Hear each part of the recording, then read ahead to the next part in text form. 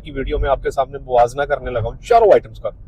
اس میں سرسوں کا تیل شامل ہے، اس میں بائی پاس فیٹ شامل ہے، اس میں ہمارے پاس جو ہے گڑ شامل ہے، اور اس میں ہمارے پاس جو گھی ہے وہ شامل ہے۔ میں عام گھی کی بات کر رہا ہوں، وہ آپ کو ڈالڈا گھی میں دودھ بڑھانے کے اعتبار سے دیکھا جائے تو یہ دودھ بڑھانے کے اعتبار سے سب سے بہترین کون سا ہے ان چار کے موازنے میں؟ اچھے دودھ والے جانور کو بائی پاس فیٹ آپ 300 سے 500 گرام پر ڈے دے سکتے ہیں، آپ کی جیب ڈیپینڈ کرتی ہے۔ میں شور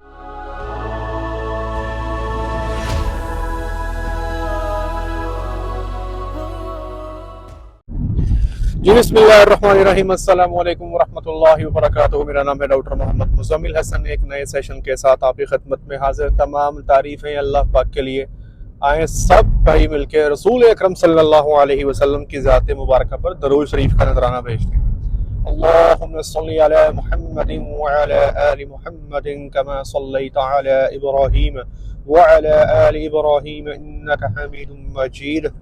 اللهم بارك على محمد وعلى آل محمد كما باركت على إبراهيم وعلى آل إبراهيم إنك حميد مجيد۔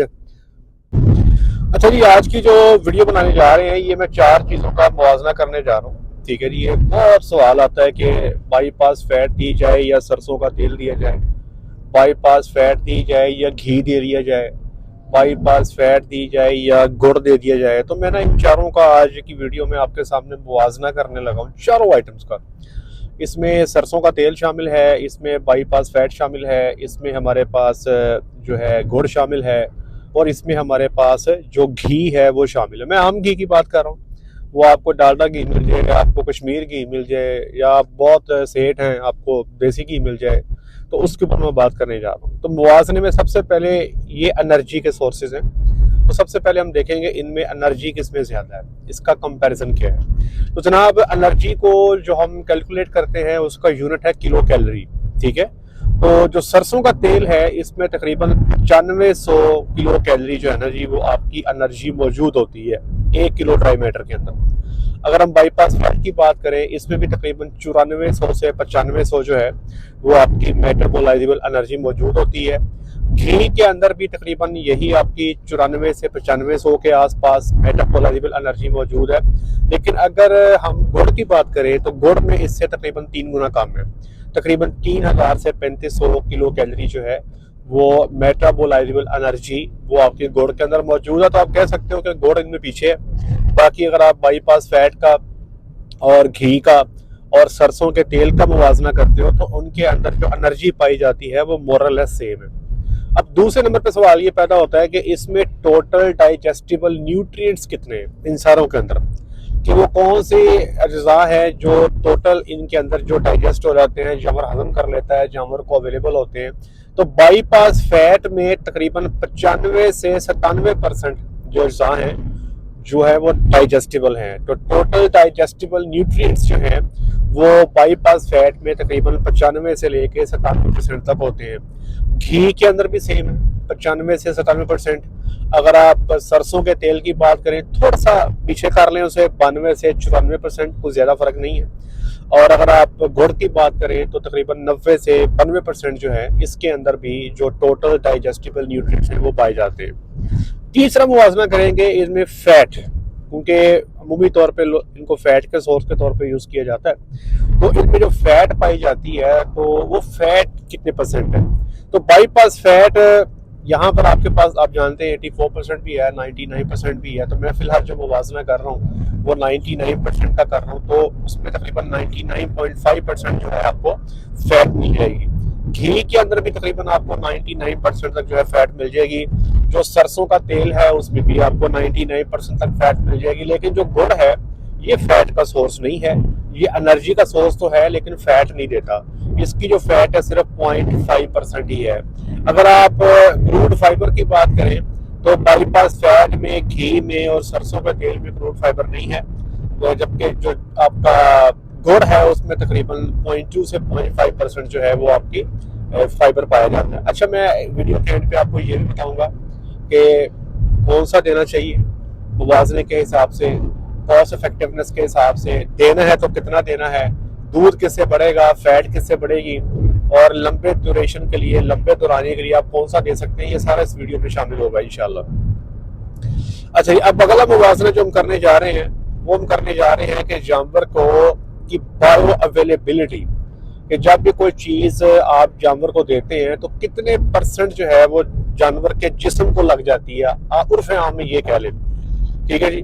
آپ ونڈا دیتے ہو نا، سارا کا سارا جانور کو لگتا نہیں ہے، کچھ گوبر کے رستے باہر آ جاتا ہے، ٹھیک ہے، تو اویلیبل سارا نہیں ہوتا۔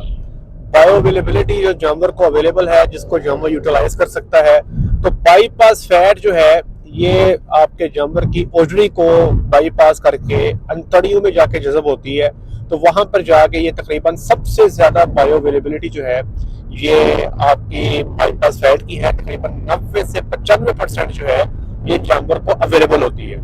دوسرے نمبر پہ یہاں پہ مارکا ہے جی وہ گھی ہے۔ گھی جو ہے اس کی 85 سے 90% جو ہے یہ بایولوجیکلی اویلیبل ہے۔ جو سرسوں کا تیل ہے یہ 80 سے 85% یہ آپ کا جانور کو اویلیبل ہوتا ہے، اور یہ ہیومن کے اندر پارشلی فرمنٹ ہوتا ہے۔ اور جو گڑ ہے یہ بھی تقریباً 90 سے 95% جو ہے یہ جانور کو اس کی بایو اویلیبلٹی ہو جاتی ہے۔ اب بات کرتے ہیں کہ دودھ بڑھانے کے اعتبار سے دیکھا جائے تو یہ دودھ بڑھانے کے اعتبار سے سب سے بہترین کون سا ہے ان چار کے موازنے میں، تو ریسرچ یہ کہتی ہے کہ بائی پاس فیٹ جو ہے یہ 10 سے 15% جو ہے جانور کا دودھ بڑھا سکتی ہے۔ اگر آپ اس کو متعلقہ اور ریکوائرڈ ڈوز پہ دیں تو 10 سے 15% جو ہے دودھ کا اضافہ ہو سکتا ہے۔ گھی کے دینے سے تقریباً 8 سے 10% جانور کا دودھ بڑھ سکتا ہے۔ جو سرسوں کا تیل ہے تقریباً 5 سے 8%۔ اچھا، بفلو میں تو ہماری روٹین تھی، گرمی کے موسم میں ہم روٹین کے ساتھ سرسوں کا تیل ڈیلی دیا کرتے تھے بھینسوں کو، ٹھیک ہے، اس سے ہمارے تھوڑا سا دودھ بھی امپروو ہوتا تھا، اور سرسوں کا تیل دینے سے ہمارا جو ہے جانور شائن بھی کرتا تھا، اور اس کے دودھ کی لام بھی بہتر ہوتی تھی جناب۔ تو سرسوں کا تیل 5 سے 8%، اور جو گڑ ہے اس میں تقریباً 2 سے 5% جو ہے دودھ کی بہتری آپ کو دیکھنے کو مل سکتی ہے۔ تو سب سے پہلے جو ٹاپ کیا ہے دودھ کے اعتبار سے بائی پاس فیٹ جو ہے وہ سب سے زیادہ دودھ بڑھانے میں اس کا رول ہے جی۔ اس کے بعد آ جائے جی، ان کے استعمال سے ایسا جانور جس کے معدے میں تیزابیت رہتی ہے، ایسیڈوسس کا پیشنٹ ہے، ٹھیک ہے جی، جیسے میں اپنی بات بتاتا ہوں، میرا اپنا معدہ کمزور ہے تو میں سٹرس فروٹ نہیں لیتا، میں یہ مالٹے کینو نہیں لیتا، کیونکہ مجھے پتا میرا جو پیٹ ہے نا جی اس میں ایسیڈیٹی کا مسئلہ بن جاتا، میرے لیے اس کو جو نا برداشت کرنا میرے لیے ممکن نہیں ہے، اس لیے میں زیادہ مالٹے کینو نہیں کھاتا۔ لیکن آپ لوگ کھاتے ہوں گے کیونکہ آپ کا معدہ ٹھیک ہے۔ اس طرح جانوروں میں بھی ایسے ہی ہے، کچھ جانور ایسے ہوتے ہیں جن کے معدے کے مسائل ہوتے ہیں، جن کا معدہ تگڑا نہیں ہوتا، یا ان کے معدے میں تیزابیت وغیرہ رہتی ہے، تو جو رسک ہے تیزابیت کا سب سے جو کم ہے جی وہ بائی پاس فیٹ میں۔ دوسرے نمبر پہ یہاں پر نمبر لیا ہے گھی نے۔ جو سرسوں کا تیل ہے اس میں لو ٹو ماڈریٹ چانسز ہیں، جو گھی ہے جو گوڑ ہے اس میں آپ کے ہائی چانسز ہیں تیزابیت کے، کیونکہ اس میں جو فرمنٹیبل کاربوہائیڈریٹس ہیں اس کی مقدار زیادہ ہوتی ہے۔ اگر آپ کے جانور کو تیزابیت کا مسئلہ ہے یا اس کا میڈا ڈسٹرب رہتا ہے تو پھر میرا مشورہ ہے ایسے جانور کو آپ گڑ بالکل بھی نہ دیں، اگر دینا تو کبھی کبھار دے لیں، ورنہ روٹین کے ساتھ مستقل بنیادوں پہ گڑ اس کو نہ دیں۔ اچھا، جانور کا جو معدہ ہے اس کے اندر نا جراثیم پائے جاتے ہیں جس کو ہم مائکرو بایوٹا کہتے ہیں، ٹھیک ہے جی۔ آپ کو سمجھانے کے لیے آپ کہہ لیں جی جراثیم معدے کے، یہ جو معدے کے جراثیم ہوتے ہیں نا یہ جانور کی خوراک کو ہضم کرنے کے لیے بڑے یوزفل ہیں اور یہ ہونے چاہیے۔ تو ایک چیز یاد رکھیے گا کہ جب بھی خوراک دیتے ہیں نا تو ہم یہ خیال کرتے ہیں کہ ایسی خوراک نہ دیں جس سے جانور کے معدے کے اندر پائے جانے والے جو جراثیم ہیں یہ ان کو امپیکٹ ہو یا ان کا کوئی مسئلہ بنے۔ تو یاد رکھیے گا کہ گوڑ اور سرسوں کا تیل یہ اگر آپ زیادہ عرصے کے لیے جانور کو دیں اور مستقل دیں تو اس سے جانور کے معدے میں پائے جانے والے جو جراثیم ہیں وہ متاثر ہوتے ہیں، اس لیے ان کا کبھی کبھار استعمال ٹھیک ہے، بہت لمبے عرصے کے لیے اور بڑی زیادہ مقدار میں ان کا استعمال جو ہے وہ ریکمینڈڈ نہیں ہے۔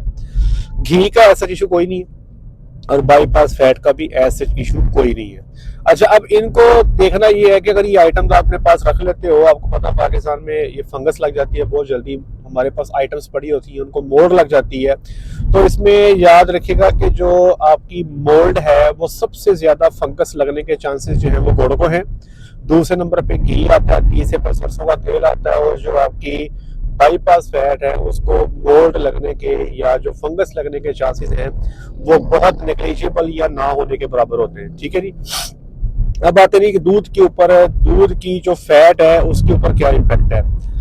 دودھ کی فیٹ بڑھانے میں سب سے پہلا نمبر ہے جی بائی پاس فیٹ کا، تقریباً 4.5 سے 5% جو ہے اس سے دودھ کی فیٹ بڑھ جاتی ہے، ٹھیک ہے جی۔ اب مثال کے طور پہ یہ پوائنٹوں میں بڑھتی ہے جناب، ایک جانور ہے جس کی فیٹ ہے فار ایگزامپل 4%، 4%، ٹھیک ہے جی، تو اس کی اگر بائی پاس فیٹ یوز کریں گے تو پاسبل ہے کہ یہ فیٹ بڑھا کے 4.15، 4.2 یا 4.25 پہ چلا جائے۔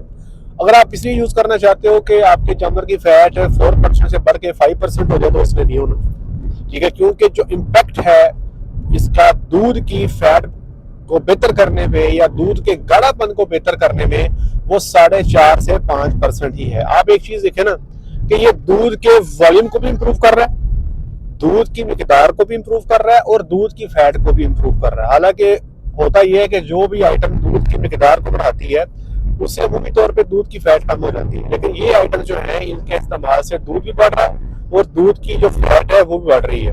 تو دودھ کی فیٹ بڑھے گی بائی پاس فیٹ سے تقریباً 4.5 سے 5%، اگر گھی کی بات کریں تقریباً 4%، اگر آپ سرسوں کے تیل کی بات کریں تو 3 سے 3.5%، اور اسی طرح اگر آپ شوگر استعمال کریں تو اس سے آپ کے دودھ کی فیٹ بڑھنے تو نہیں ہے لیکن کم ہونے کا امکان ضرور ہے، ٹھیک ہے جی۔ مسٹرڈ آئل بھی اس کا بھی کوئی زیادہ امپیکٹ نہیں ہے، اس میں بعض اوقات سرسوں کا تیل دینے سے دودھ کی فیٹ کم ہونے کا اندیشہ بھی ہوتا ہے، لیکن اگر آپ بات کریں بائی پاس فیٹ اور گھی، اس میں انشاءاللہ آپ کی دودھ کی فیٹ ہے 4.5 سے 5% آپ کی بڑھ جائے گی۔ اچھا، سب سے اس کو کھلانا کتنا ہے، مقدار کتنی دینی ہے؟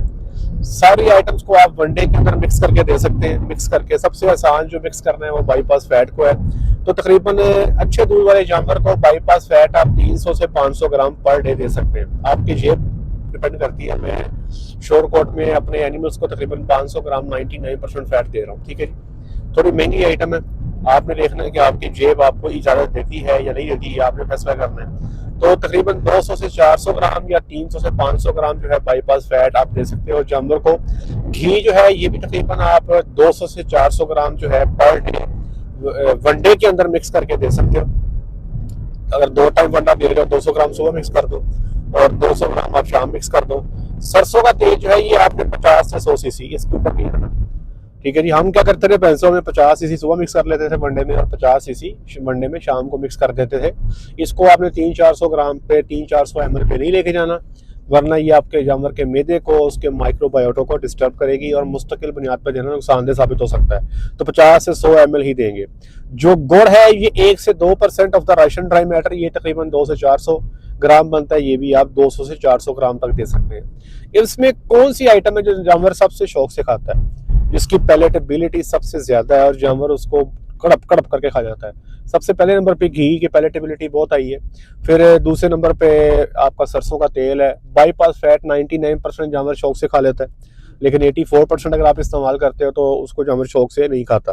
اب ان میں سے کتنی چیزیں ایسی ہیں جن کو آپ زیادہ لمبے دورانیے کے لیے دے سکتے ہو؟ تو بائی پاس فیٹ کو آپ بے شک سارا سال پوری زندگی جانور کو دیتے رہے، اس کا جانور کو فائدہ، یہ نقصان کوئی نہیں ہے انشاءاللہ، ٹھیک ہے جی۔ بس یہ نقصان ہے کہ اگر آپ کو اکنامیکل نقصان ہو سکتا ہے کہ اگر آپ بہت لمبے عرصے کے لیے ساری زندگی دیتے ہو تو آپ کو جو ہے وہ پیسے پے کرنے پڑتے ہیں۔ دوسرے نمبر پہ جو زیادہ لمبے عرصے کے لیے دے سکتے ہو وہ گھی دے سکتے ہو۔ تیسرے نمبر پہ آپ سرسوں کا تیل، جو سب سے کم آپ نے استعمال کرنا ہے اور کبھی کبھار استعمال کرنا ہے وہ آپ نے گوڑ استعمال کرنا ہے۔